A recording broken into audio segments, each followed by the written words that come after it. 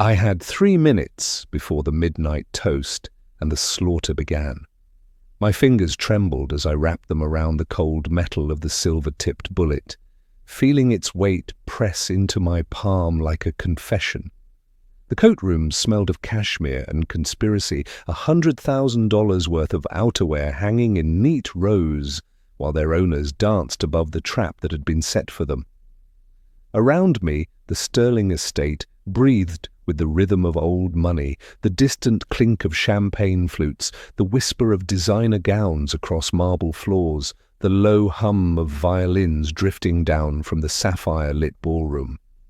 Outside, January snow fell silent over the Hudson, but in here, everything was constructed, controlled, about to shatter. I wasn't supposed to notice things. That was the whole point of girls like me, the ones in black vests and white shirts, the ones who took your coat with downcast eyes and handed you a numbered ticket with a smile that didn't require a response. We were furniture with pulses, wallpaper that breathed, invisible by design, essential by default. But I had noticed, God help me, I had noticed everything. The Russian diplomat's trench coat had hung wrong on the rack, one side dipping lower than the other, weighted down by something that didn't belong in a pocket. My hands, trained by 2 semesters of ballistics before my mother's medical bills buried that dream, recognized the familiar heft of a silenced pistol the moment I'd lifted the coat onto hanger 47. Then the weight shifted. Someone had checked a second coat 5 minutes later. Same weight, same telltale bulge, hanger 63, then hanger 72. By the time I'd counted 4 identical profiles, my throat had gone dry. This wasn't a single assassin, this was a firing squad. Then came the voice from the VIP powder room, honey smooth and venomous, confirming coordinates, timing, positions. Pamela's voice, the fiancée in the blood-red dress who wore her diamonds like a declaration of war, but she wasn't alone in there. I heard a second woman's laugh, sharp as breaking glass, and a man's low rumble discussing clean exits and acceptable casualties. They were talking about the guests like they were already corpses, and now he was walking toward my counter. Seo-jun moved through the crowd like a knife through silk, his midnight blue tuxedo absorbing light the way his reputation absorbed rumors. Shoulders back, expression carved from ice, dark eyes that swept the room with the casual brutality of a man who'd built an empire on knowing exactly who wanted him dead. His bodyguards flanked him at a respectful distance, close enough to matter, far enough to prove he didn't need them. But I'd seen one of those bodyguards 20 minutes ago, talking to the Russian diplomat behind the service elevator, exchanging something small and metallic, walking away with the kind of smile that made my skin crawl. He had no idea. He was already surrounded. No idea his own guard had been bought. No idea the woman in red waiting upstairs had spent years becoming his blind spot. The overhead announcement chimed, sweet, cheerful, lethal. Ladies and gentlemen, please make your way to the grand ballroom. The midnight toast will begin in 5 minutes. 5 minutes, not 3. I'd miscounted. My heart slammed against my ribs. The crowd began to shift, a slow migration toward the double doors where I could see the waitstaff positioning themselves at each exit, not serving, blocking, their hands tucked into their uniform jackets in ways that made the small of my back go cold. The bullet in my hand suddenly felt like it weighed 1,000 pounds. I could slip it back into my apron, clock out, go home to my sister's hospital bills and my student loans and my carefully constructed life of looking the other way. I could let this gilded world eat itself alive the way it always did, let the powerful destroy each other while people like me swept up the glass. But then I saw her, a little girl, maybe 7, in a sapphire dress that matched the decor, holding her mother's hand, walking toward the ballroom with a smile that didn't know the world could be this cruel. Or I could make a choice that would mark me forever. Excuse me. His voice cut through my thoughts, precise and cool as a scalpel. I need my coat. Ticket 47. Of course it was. Sir, are you leaving? The words tumbled out before I could stop them. Desperate, unprofessional. The kind of thing that could get me fired. His eyes narrowed. That's not your concern. The toast, I pressed, hands shaking as I reached for his coat. You're not staying for the toast? One of his bodyguards stepped forward, hand moving to his waistband, and I saw it then. The micro-expression of recognition between him and a waiter across the hall. A nod so small I almost missed it. They were all in on it. My hand moved before my courage could catch up, palming the bullet as I reached for his charcoal cashmere overcoat. 3 seconds to make the transfer, 3 seconds while he signed something on his phone, while his corrupted bodyguard scanned the crowd, while Pamela's laughter drifted down from the balcony like poisoned honey. I slipped the bullet into his tuxedo pocket as I draped his scarf across my arm, fingers steady now, committed to the edge I'd just thrown myself over. But I didn't stop there. Sir? My voice dropped to a whisper only he could hear. Check your left pocket, then look at your head of security's right hand. Third finger, new ring, Russian Orthodox. You have 4 minutes. His eyes found mine as I handed him the scarf. Not through me, not past me, at me. And in that half-second of recognition I watched a man who'd survived 100 threats understand that the girl everyone looked through had just handed him the only warning he'd ever need. His fingers brushed mine as he took the scarf, and I felt him press something back, cold, metallic, small, a key card. The service elevator, he murmured, his expression never changing, his lips barely moving. When the lights go out, you run. The announcement chimed again. 3 minutes to the midnight toast. Across the hall, I saw Pamela descending the stairs, her blood-red gown flowing like a promise. She was looking directly at me. And she was smiling. Subscribe to see how this unfolds and comment where you're watching from. I will love to say hello to you just to know how far our story is going. The weight of silk and cashmere had a language all its own, and I'd learned to speak it fluently over the past 6 months. Each coat that crossed the mahogany counter of the Sterling Estates coat check room told a story. The Russian sable that screamed new money, the understated Burberry trench that whispered old power, the vintage Dior that purred of inherited wealth.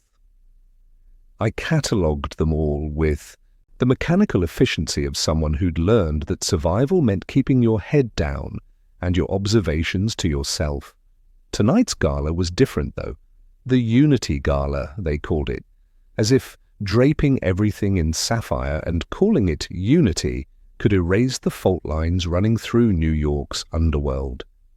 The guest list read like a summit of violence dressed in Armani, Russian oligarchs rubbing shoulders with Korean syndicate bosses, Italian family heads, air-kissing Chinese triad representatives, all of them pretending the blood on their hands had been washed clean by the champagne in their glasses.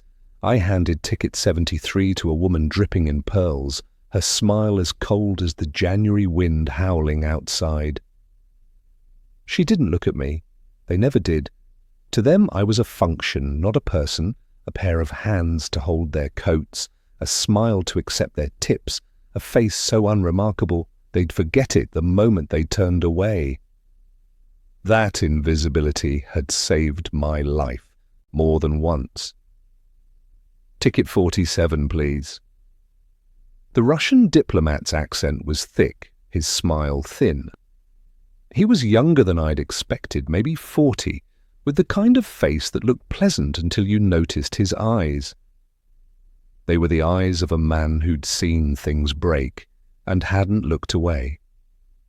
I turned to retrieve his coat, a charcoal trench that had cost more than my yearly salary, and the moment my hands closed around the hanger, I knew something was wrong.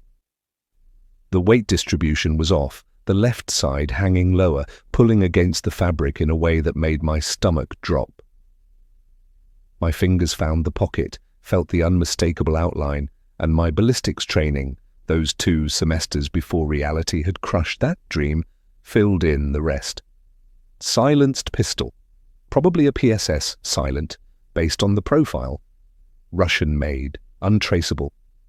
I kept my face neutral as I handed him the coat, my smile never wavering, my hands steady.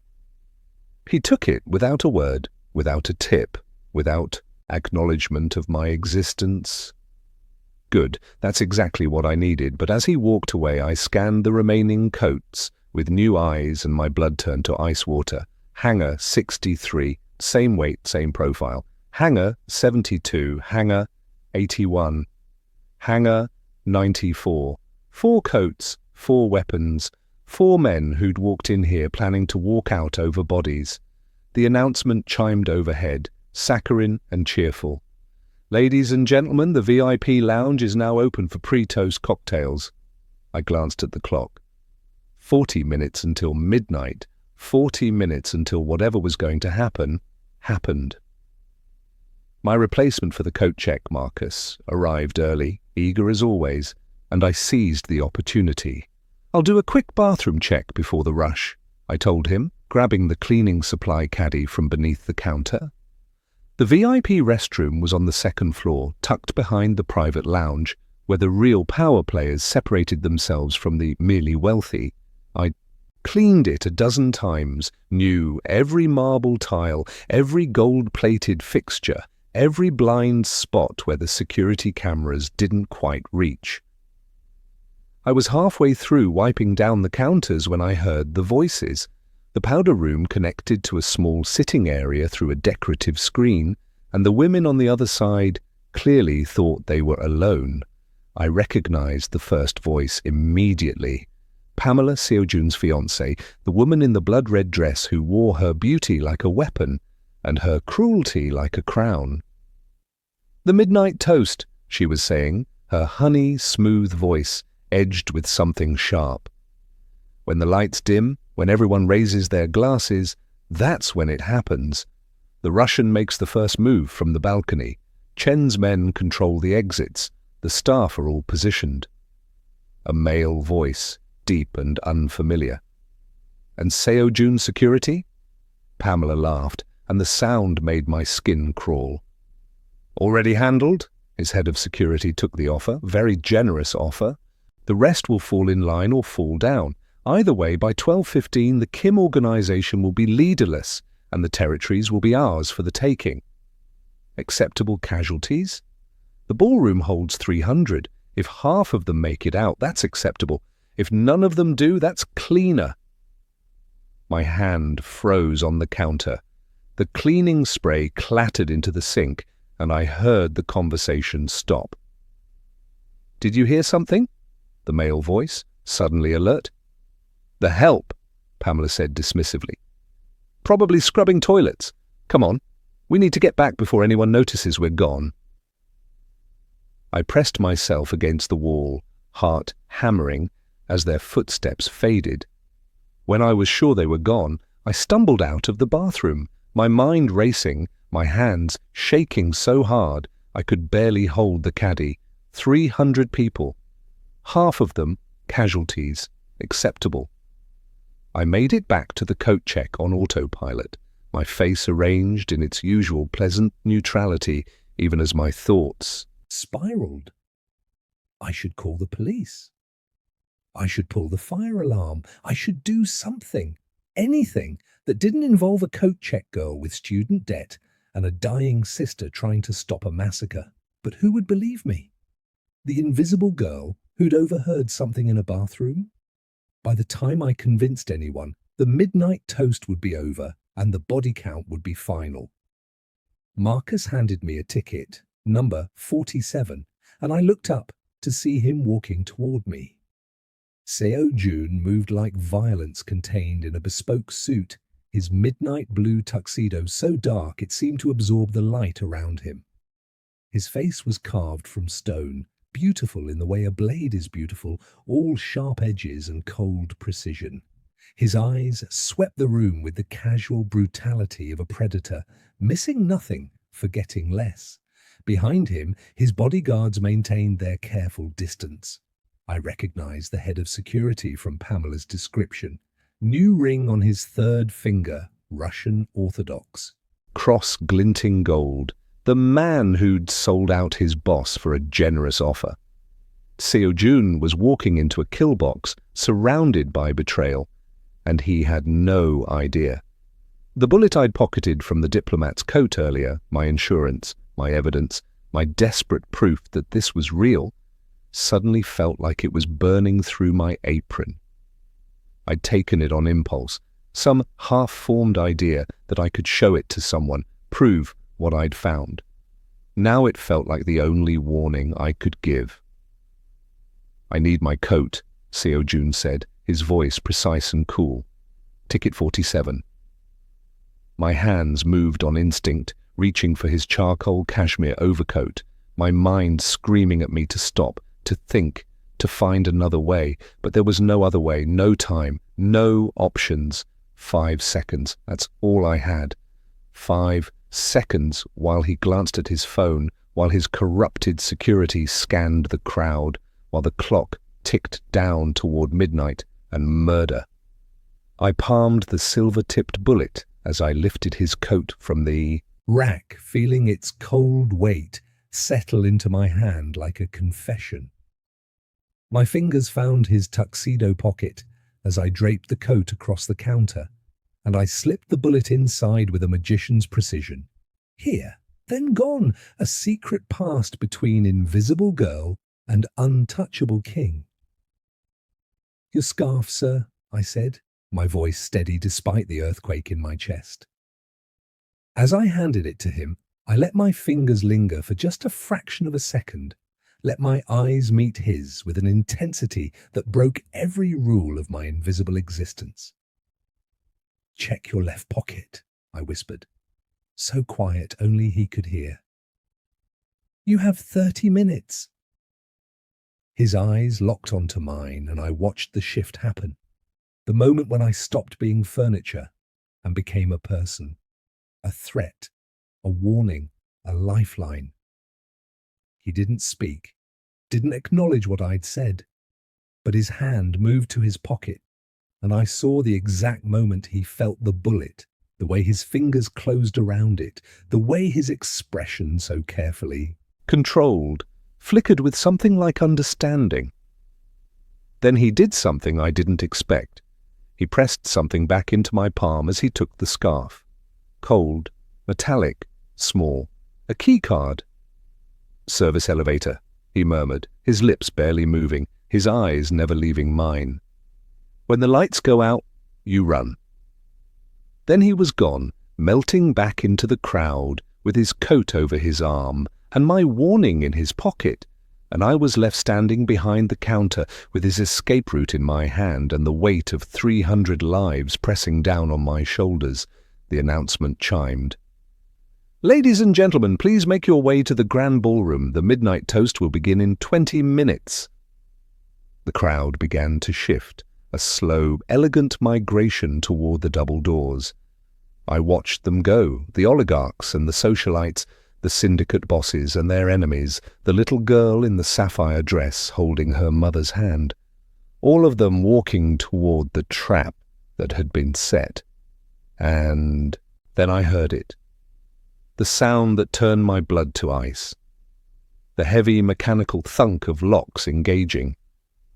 The ballroom doors were still open, guests still flowing through, but the exit doors, the ones that led to the coat check, to the lobby, to the street, those were closing. I watched the waitstaff move into position, their hands tucked into their jackets in ways that made my training scream warnings. The Russian diplomat caught my eye across the hall. He smiled. It was the smile of a man who knew I'd seen his weapon and didn't care because in 20 minutes witnesses wouldn't matter. The music swelled, strings and piano weaving through the crowd, growing louder, more insistent. Loud enough to drown out screams. loud enough to mask the whisper-quiet sound of silenced gunfire. I looked down at the keycard in my hand, then up at the ballroom where Seo-jun had disappeared into the crowd. He'd felt the bullet. He understood the warning, he'd given me a way out. But 300 people were walking into a massacre, and the invisible girl they'd never noticed was the only one who knew it was coming. The clock on the wall read 11:42, 18 minutes until the midnight toast, 18 minutes to decide if I was going to run or fight, hide in the shadows or step into the light. 18 minutes before the Unity Gala turned into a graveyard. I tucked the key card into my pocket, pulled my shoulders back, and stepped out from behind the counter. For the first time in 6 months, I let myself be seen. The first shot came at 11:47, 13 minutes early. I was halfway across the lobby when I heard it, that distinctive whisper crack of a silenced weapon, so quiet most people would miss it beneath the swell of violins. But I'd studied that sound in textbooks, knew the physics of suppressed gunfire, and my body reacted before my mind caught up. I dove behind a marble pillar just as the screaming started. The ballroom erupted into chaos, crystal shattered, bodies collided. The music kept playing for another 5 seconds before cutting off abruptly, leaving only the sounds of panic and the terrible, rhythmic pop, pop, pop of methodical execution. A hand closed around my wrist and yanked me backward.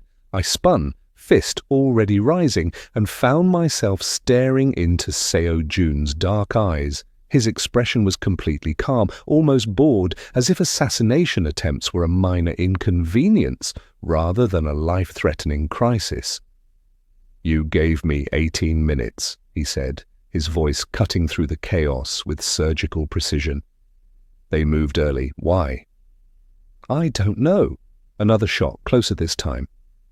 The marble pillar beside us exploded into powder, and Seo-jun was already moving, pulling me behind the velvet curtain that separated the lobby from the service corridor.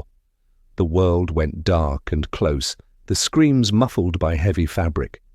"The service elevator," I gasped. "The key card won't work anymore. They'll have locked down all primary exits." His hand was still on my wrist, his grip iron strong but somehow not painful. "You know this building? The parts they don't see? Show me." My mind raced. 6 months of invisibility, of moving through the Sterling estate like a ghost, of learning every shortcut and back passage that the staff used to avoid disturbing the guests. Knowledge I'd accumulated without thinking, without purpose. Now it might be the only thing keeping us alive. "This way." I pulled him deeper into the corridor, away from the gunfire, toward a door marked "Staff Only," that I knew led to the building's arterial system. The maze of hallways and stairwells that connected kitchen to coat check, laundry to storage, the invisible infrastructure that kept the visible world running smoothly. We hit the door at a run. Behind us, I heard shouting in Russian, the heavy footfalls of men who'd just realized their primary target had vanished. The service corridor was narrow and dimly lit, lined with pipes and electrical conduits. Seo-jun moved beside me with fluid efficiency, his expensive tuxedo incongruous in this utilitarian space.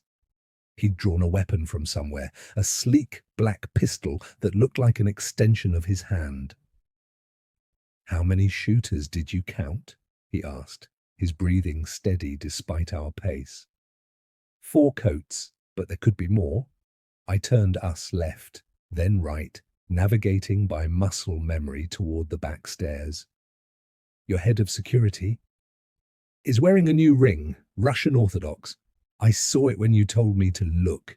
His voice held a knife edge of fury, cold and controlled. "I've known about Dmitri for 3 weeks, been feeding him false information, waiting to see who else would reveal themselves." "Pamela," I said, the name bitter on my tongue. "She's running it, the whole thing." He went still for half a second, and I felt the temperature drop. My fiancée. Your fiancée is the daughter of the Kozlov patriarch, sleeper agent. She's been dismantling your organization from the inside for years. The words tumbled out as we climbed the stairs, taking them two at a time. I heard her in the VIP lounge. She called this an acceptable casualty event. How very efficient of her. His voice was arctic now, devoid of emotion, and somehow that was more terrifying than rage. Where are we going? Electrical control room, 3rd floor, east wing. I pushed through another door, leading him into a hallway lined with stored furniture and old decorations. If we can cut the main power, the backup generators will take 30 seconds to kick in the dark. I can even the odds. He understood immediately. You've thought this through. I had 18 minutes, I said. Thought I'd have more. We reached the control room, a cramped space filled with breaker panels and junction boxes, humming with the electrical lifeblood of the estate. I'd been here before, helping Marcus troubleshoot a blown fuse. I knew exactly which switches controlled the ballroom. When I kill the power, I said, my hands already on the main breaker. They'll scatter. Some will try to continue the hit in the dark. Others will try to escape. Let them run. Seo-jun checked his weapon with practiced efficiency. I only need 3 of them. The Russian diplomat, Dmitri, and Pamela. She's dangerous? She's dead. He said it with such finality that I believed him. When? I looked at him. This man I'd saved with a bullet and a whisper, this predator in a midnight blue tuxedo who'd given me an escape route and trusted me when I'd chosen to fight instead. Now. I threw the breaker. The Sterling estate went dark. For a moment, there was only silence. That particular quality of quiet that comes when hundreds of people simultaneously hold their breath. Then the screaming started again, more panicked now, primal fear of the dark mixing with terror of the violence. Seo-jun was already moving. He touched my shoulder once, a brief acknowledgement, and then he was gone, melting into the darkness like he'd been born to it. I pressed myself against the wall, listening to the chaos below. The backup generators kicked in right on schedule, but they only powered emergency lighting, dim red bulbs that turned the estate into a hellscape of shadows and blood-colored illumination. In that crimson dimness, I heard Seo-jun work. 3 shots, precise, professional, barely louder than a cough.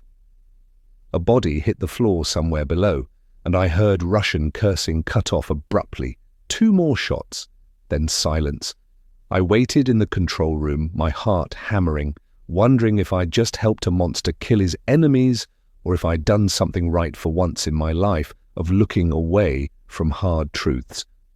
That's when I heard the footsteps on the stairs, heels, clicking, deliberate. Pamela appeared in the doorway like a vengeful ghost, her blood-red gown the only spot of true colour in the emergency lighting. She'd lost her diamonds somewhere, or removed them, and her hair had come loose from its elegant updo. She looked younger like this, more dangerous, the practiced perfection stripped away to reveal the weapon underneath. "Clever girl," she said, leaning against the doorframe with casual menace. "Using the invisible girl routine to play hero. I almost didn't see you slip him that bullet. Almost." My hand found the heavy flashlight mounted on the wall. Not much of a weapon, but better than nothing. "He knows," I said, proud that my voice didn't shake. "About you! About all of it!" "Of course he does. Seo-jun isn't stupid." She stepped into the room, and I saw the pistol in her hand. Small, elegant, deadly. But knowing and surviving are 2 different things. The Russian is dead, I assume. Dmitri too? Seo-jun always was efficient with his vengeance. Then why are you here? Because this isn't over. She smiled, and it was the smile of someone who'd planned for every contingency. The Kim organization is fractured. His territories are already being carved up by my father's men. Even if Seo-jun survives tonight, he's lost everything that matters. Except his life. His life? She laughed, sharp and bitter. I was going to give him that. I was going to let him live, broken and powerless, watching his empire crumble. But then you had to interfere. You had to be seen. She raised the pistol, and I knew with absolute certainty that she was going to kill me, not out of necessity, out of spite, because an invisible girl had dared to matter. "I'll make you an offer," Pamela said, her voice honey-smooth again. "Tell me where he is and I'll let you walk out of here, back to your coat check job, your sick sister, your invisible life. No one will ever know you were involved." For a moment, just a moment, I considered it. The temptation of invisibility, of safety, of returning to a world where I didn't have to make choices that got people killed. Then I thought of the little girl in the sapphire dress. The 300 people who'd walked into a massacre. The man who'd given me an escape route and trusted me not to use it. "No," I said. Pamela's finger tightened on the trigger, and I lunged, not at her, at the breaker panel. My hand slammed the main power back on, and the sudden flood of light was blinding after the red-tinged darkness. Pamela flinched, her shot going wide, and I was already moving, grabbing the flashlight, swinging it with every ounce of strength I had. It connected with her wrist. The gun clattered away. She snarled something vicious and came at me with her bare hands, and I discovered that being invisible meant people underestimated you. She expected me to be weak, helpless, easy. She didn't expect me to fight like someone who'd grown up in neighborhoods where you learn to throw a punch or learn to bleed. We went down in a tangle of limbs and fury, her designer gown tearing, my uniform vest ripping at the seams. She was stronger than she looked, her hands finding my throat, and for a moment I couldn't breathe, couldn't think, could only claw at her wrists and feel my vision starting to tunnel. Then Seo-jun was there. He didn't shoot her, didn't kill her, just pulled her off me with one hand and slammed her against the wall hard enough to crack the plaster. His gun was pressed under her jaw, his expression colder than death. "Hello, darling," he said softly. "We need to talk about acceptable casualties." Pamela's laugh was wet and broken. "You can't kill me. My father—" "Your father is currently being arrested by the FBI. Did you think I didn't know about the recording device Sophia planted in the diplomat's coat? The one that captured your entire conversation in the VIP lounge?" He smiled, and it was terrible. "Your sleeper agent operation just became evidence in a RICO case. Congratulations." Her face went white. "You lose," Seo-jun said. Then he looked at me, still gasping on the floor. "Are you hurt?" "I'll live." My throat felt like fire, but I was alive, and that seemed like a miracle. "Is it over?" "The shooting has stopped. The police are outside." He hauled Pamela toward the door, her hands already being zip-tied by someone I couldn't see. "It's over." The Sterling estate at dawn was a crime scene dressed in sapphire and blood. Police lights painted the snow in alternating red and blue, and the survivors huddled in emergency blankets while paramedics treated wounds and shock in equal measure. I sat on the steps outside the coat check room, watching the sun rise over the Hudson, turning the ice on the river into molten gold. My throat was bruised, my uniform was ruined, and I was pretty sure I'd never be invisible again. Seo-jun found me there as the first responders were packing up. He'd lost his jacket somewhere, his midnight blue tuxedo shirt stained with blood that might have been his, or might have been someone else's. He looked exhausted, human in a way he hadn't before, the predatory stillness replaced by simple weariness. He sat down beside me without asking, and for a long moment we just watched the sunrise in silence. 37 casualties, he finally said. Could have been 300. I'm sorry I couldn't. You saved 263 lives tonight. He turned to look at me, and for the first time I saw something other than cold calculation in his eyes, including mine. That bullet you slipped into my pocket, it was from my own guard's weapon, specific caliber. That's how I knew the betrayal went that deep. I'd known that somehow, had recognized the ballistic signature without fully understanding what it meant. There's a car waiting for you, Seo-jun said. It will take you wherever you want to go. Your sister's hospital bills have been paid. Your student loans are cleared. You'll receive a salary, generous, for consulting work you don't have to do. A clean exit if you want it. And if I don't want a clean exit? He reached into his pocket and pulled out a coat, not his, but one clearly meant for me. Charcoal cashmere, perfectly tailored, expensive enough to be a message. A coat that said seen instead of invisible. Then you work for me, he said simply. Intelligence asset. You see things other people miss. You move through spaces others can't. You saved my life by being invisible. And now you choose.